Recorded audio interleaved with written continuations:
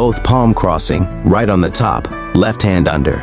And then twist palm, left on top, right hand under. Punch right, left, and then right punch. Let's see the feet walk. Punch left 45 degree, and then punch right to the 45 degree. Push palm to the right 45 degree, right hand on the top, left hand under. Circle punch, and then right punch down, left hand on right shoulder, body swift to left, followed by right beng quan, left straight punch, right push to the right with 45 degree, left hand become hook hand.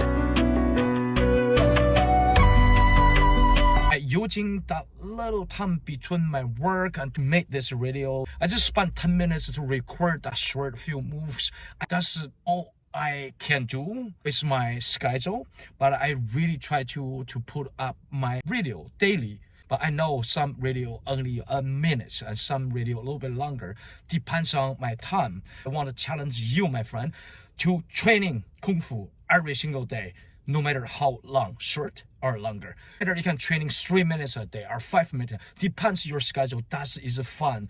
As long you show up, you get up, you training, and you become the good habit. That's the way how you can be getting better. We'll see you next video.